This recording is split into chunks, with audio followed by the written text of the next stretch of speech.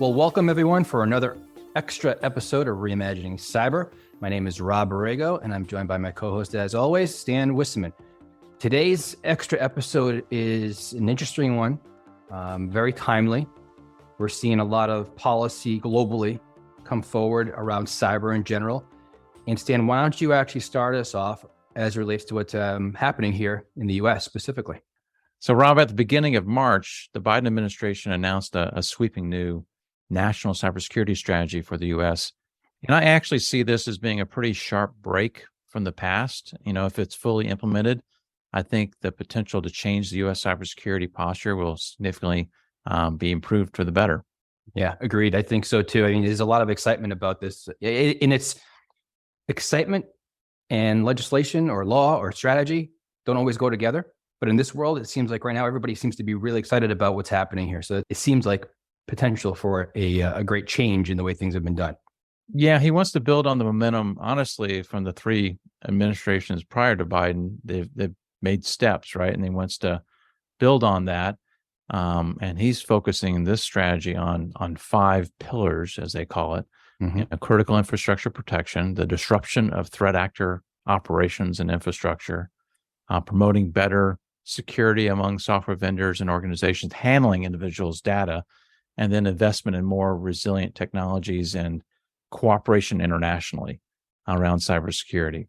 So, I mean, pretty ambitious as far as the scope of what we're trying to do. Now, note that the scope does not include national defense and intelligence. Which makes sense, right? That they don't include that. And as it's in the name, I've seen some, opinions of disappointment that some areas aren't addressed in cyber, but it's not cyber. It's not a national cyber strategy. It's national cybersecurity strategy. So it is focused specifically on cybersecurity and not the broader cyberspace. Yeah, well, that makes sense. And I think, of the five pillars, I mean, they're obviously they're all important. But if you kind of start at the top, Stan, the critical infrastructure one, no surprise, it's kind of listed as number one, right? Especially everything that we've seen over the past several years. Knowing critical infrastructure is a huge target. Knowing what happened with Colonial Pipeline as an example, it kind of seems to almost be like, this is time for change. So what are your thoughts just in general on that piece? Well, I think one of the big differences in this approach is that, the expansion of regulations and a minimum set of security requirements for the critical infrastructure sectors, and while voluntary approaches have sort of moved the needle in the past in some of the sectors, lack of mandatory requirements has certainly resulted in inadequate or inconsistent outcomes in other sectors. I'm thinking, financial being sort of like the poster child of how it is done right, but there are, 15 other sectors that really are not necessarily to that standard.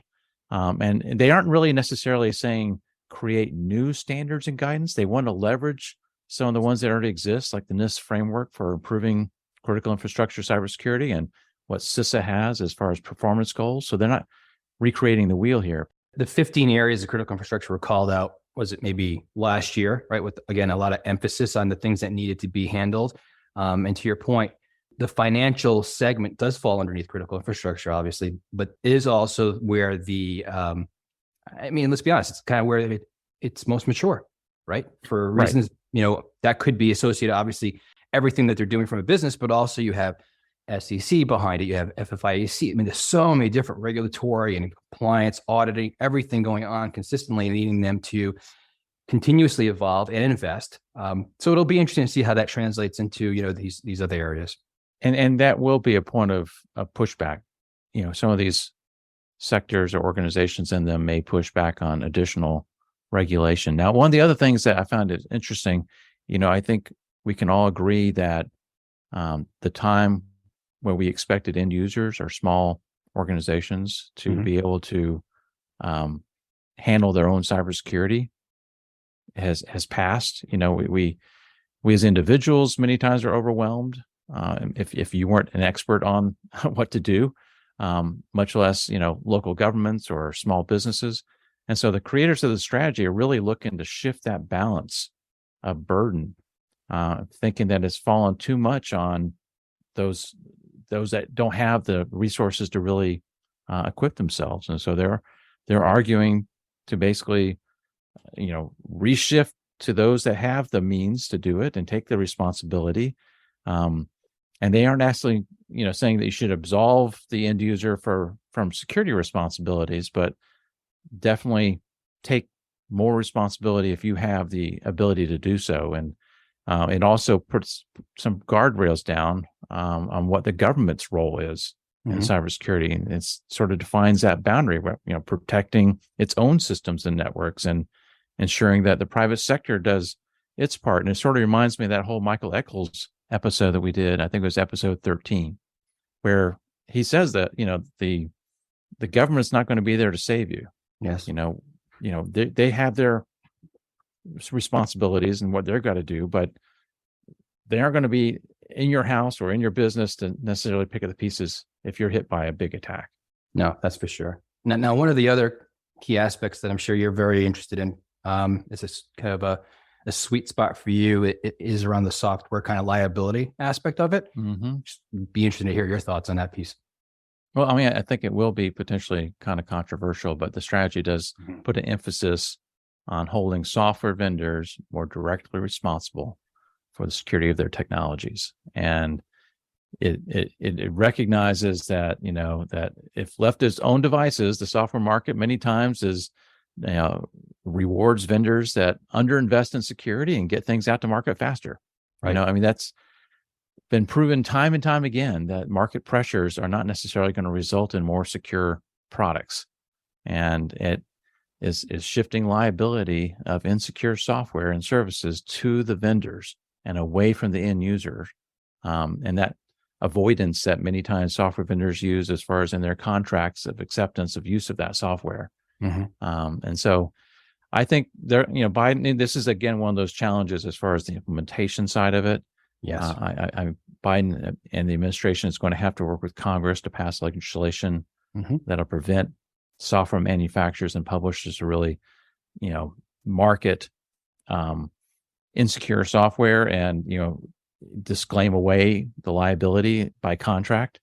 And so, that's interesting. I think the other aspect of this is establishing an adaptable safe harbor framework to shield from liability companies that actually do integrate in security into the development processes and maintain their software and products and services the way we want them to, as far as with security in mind. So establishing that and enabling organizations to feel like they won't be liable if they're doing it right is going to be important. Yeah. The regulators are encouraged to look at ways to either work on the tax structures or the other mechanisms to incentivize in a positive way, but they will have some negative, but they don't have anything where we will not consume any of these products. They are trying to simplify compliance by normalizing some of these regulations and current standards. And so I think the White House National Cybersecurity folks are going to be taking lead on that as far as trying to orchestrate and ensure that we aren't overburdening these organizations for compliance. But this is going to take time. I mean, they're talking about a 10-year window here for the Cybersecurity Act, strategy, and some of that again is dealing with some of the technical debt. That they want the federal agencies to demonstrate by leading, that, hey, we'll take this on and we will, update and modernize, and we'll implement zero trust and migrate to the cloud and get off these legacy systems that we can't secure. And so, but that's going to take years. So it is going to be one of those things that the implementation of this through various administrations who may have different priorities is going to be interesting to say how we do, how we can actually deliver on it. Very but true. I think, one of the things that, this sort of ties into what else is going on in the world. The EU has a Resilience Act also on the table, right? That has some of the same kind of themes around how to ensure that products are produced more securely, right? It's interesting how they do, somewhat overlap, right? There's a lot of consistency between the two. So yeah, to your point, so back in September of 2022, the EU, actually the European Commission, published the EU Cyber Resiliency Act.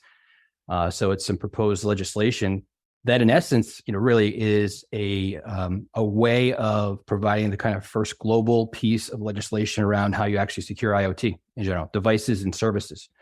And some of the key points you were talking about within the U.S. National Cybersecurity Strategy definitely are very prevalent within this as well. So there's also 5 areas or elements. They don't necessarily call them pillars, but in their kind of frame, it's elements. It centers around the cybersecurity setting kind of a minimum set of requirements as well.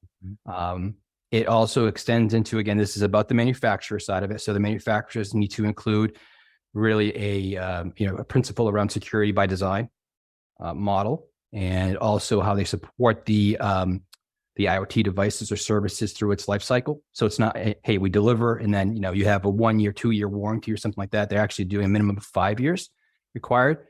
And this is software and hardware, right? Hardware and software. That's right. It's both. That's both. They also need to obviously provide a point of contact for consumers to be able to report any findings, vulnerabilities. They need to report, the manufacturer needs to report any security breaches to the EU Cybersecurity Agency. So there's a lot of things going on there. And now what's interesting is the emphasis back to kind of security by design and default model is one where they've broken it into 2 different areas.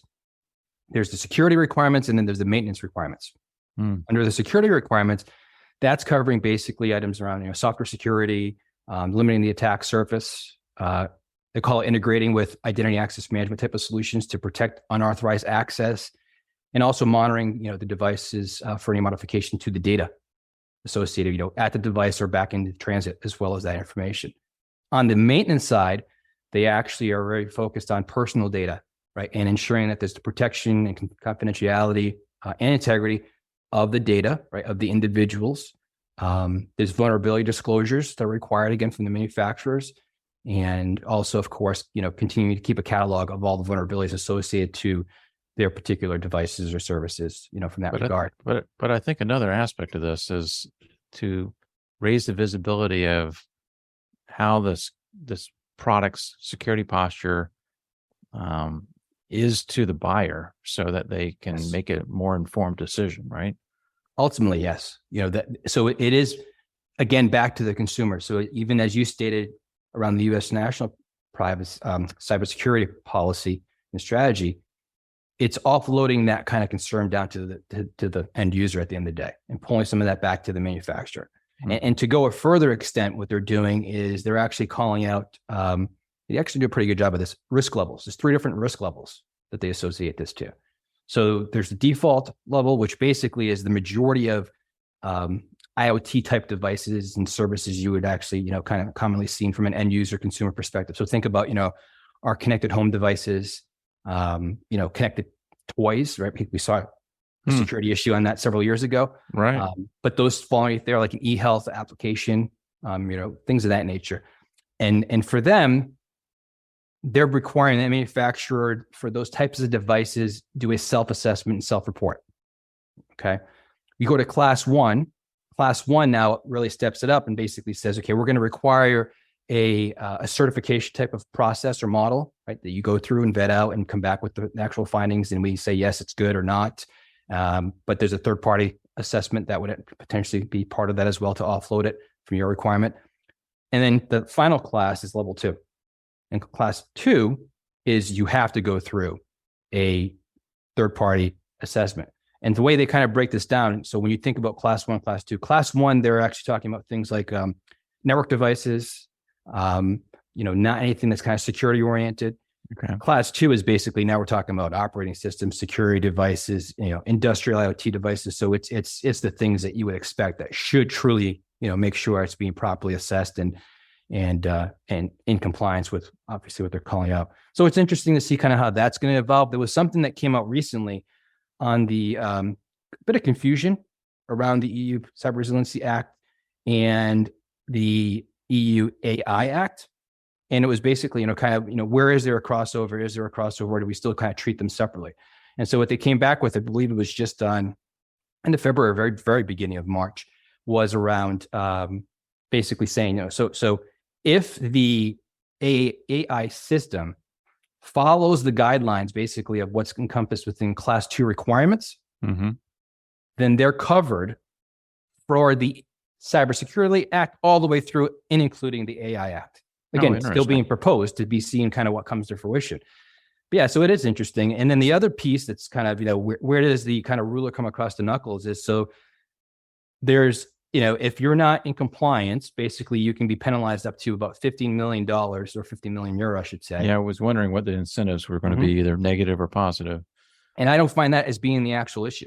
The actual issue is, if you don't prove compliance, you're not doing business in the EU, period. That's that's the one that really resonates, right? That's what's going to make people say, well, I have to, obviously, to be able to generate the type of business I require from the entire EU marketplace. So we'll obviously keep a very close eye on it. And, when the time is right, we'll do another update on this and include it in one of our episodes. So Stan, good conversation, getting kind of the lay of the land, what we're seeing out there from a policy perspective. And I think, again, good momentum on some of these different pieces. Good to see, what they're covering. And we'll keep an eye out, seeing what's coming next. Sounds good. Thanks, Rob. Hello, producer Ben here. Now, you heard Stan mention episode 13 of Reimagining Cyber, which features Michael Eccles, author of Secure Cyber Life: The Government is Not Coming to Save You. It's a great example of the many fine shows we have in our vaults. In the episode, Michael does a deep dive into the importance of industry standards, cyber threat information sharing, and as we move to a more digitised society, how critical it is to educate the masses. Cybercrime has reached a level that we could have never imagined, and this world is becoming digitized, and we're becoming more vulnerable every day. With all of that being said, I'm in Washington, D.C. I can get on the bus, I can go 10 miles around the city, I can get on the metro, I can go into any building in the world's most powerful city, and there is not one sign that tells you that you should be digitally secure. That's Michael Eccles from episode 13 of Reimagining Cyber. Do go and give it a listen, and whilst you're there, if you haven't already, subscribe or follow the show. And if you're listening on Apple Podcasts, then please leave us a rating and a review. Thanks.